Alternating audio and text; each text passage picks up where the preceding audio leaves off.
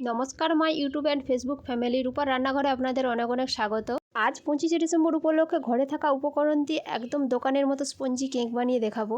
আশা করি আপনাদের খুবই ভালো লাগবে। আপনারা যদি ইউটিউব থেকে দেখেন একটা লাইক সাবস্ক্রাইব করে দেবেন, বন্ধুদের সাথে শেয়ার করে নেবেন। আর ফেসবুক থেকে দেখলে আমার পেজটি ফলো করে রাখবেন আর আমার পাশে থাকবেন। এখানে আমি সমস্ত উপকরণগুলো নিয়ে নিয়েছি। এখানে একটা গ্রাইন্ডার জারের মধ্যে এক বাটি সুজি দিয়ে সুজিটা খুব সুন্দর করে পেস্ট করে নিলাম। এখানে আমি একটা বড় বাটির মধ্যে নিয়ে নিলাম হাফ বাটি চিনি গুঁড়ো, হাফ বাটি টক দই, 2 চামচ সাদা তেল। এই তিনটি উপকরণ খুব সুন্দর করে মিক্স করে নেব। এখানে আমার মিক্স করা হয়ে গেছে। এখানে নিয়েছি এক বাটি দুধটা আমি আগে থেকে গরম করে ঠান্ডা করে রেখেছিলাম। এখানে আমি এক বাটি দুধ দিয়ে খুব সুন্দর করে মিক্স করে নিলাম। মিক্স করা হয়ে গেছে। এর ওপর দিয়ে দেবো গ্রেট করে রাখা সুজিটা আমি খুব সুন্দর করে সমস্ত উপকরণের সাথে মিক্স করে একটা থকথকে ব্যাটারে পরিণত করব। এই দেখুন বন্ধুরা, এখানে আমার মিক্স করা হয়ে গেছে। 10 মিনিটের জন্য আমি রেস্টে রেখে দেবো। এখানে আমি 2 রকমের টুটি ফুটি নিয়েছি। 1 চামচ ময়দা দিয়ে টুটি ফুটির ওপর ময়দার কোট করে নেব। এখানে একটা বড় বাটি নিয়েছি। 1 চামচ সাদা তেল দিয়ে বাটির 4 সাইডে খুব সুন্দর করে তেলটা আমি লাগিয়ে নেব।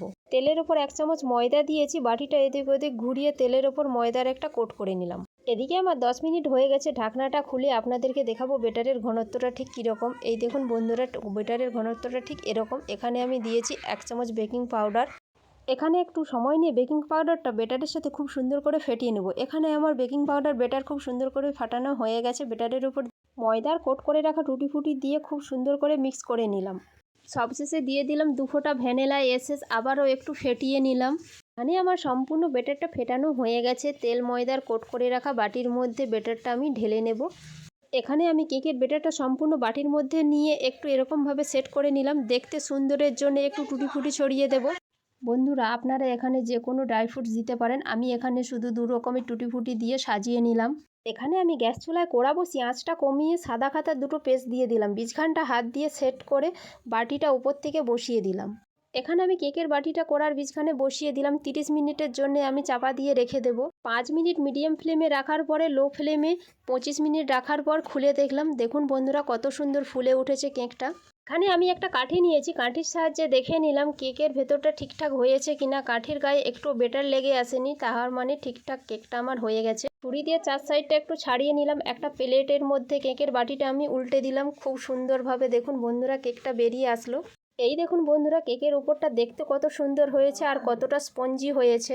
বন্ধুরা, আপনারাও এইভাবে বাড়িতে কেক বানান। বাড়ির লোক খেয়ে বুঝতেই পারবে না এটা বাড়িতে বানানো নাকি দোকান থেকে কিনে আনা হয়েছে। এখানে আমি কেকটা একটা ছুরির সাহায্যে পিস পিস করে কেটে নেব। বন্ধুরা, আপনারা বাড়িতে যদি আমার এই প্রসেসে কেক বানান আমাকে অবশ্যই কমেন্ট করে জানাবেন। এখানে আমার কেকগুলো সব পিস পিস করে কাটা হয়ে গেছে। এই দেখুন বন্ধুরা, কত সুন্দর লাগছে দেখতে, কেউ দেখে বলতেই পারবে না কেকটা বাড়িতে বানানো হয়েছে বলে। এই দেখুন বন্ধুরা, কেকটা আমার এখানে কতটা স্পঞ্জি নরম হয়েছে আপনারা তো এখানে দেখতেই পাচ্ছেন। সত্যি বলছি বন্ধুরা, কেকটা আজকে আমার দারুণ লেগেছে খেতে।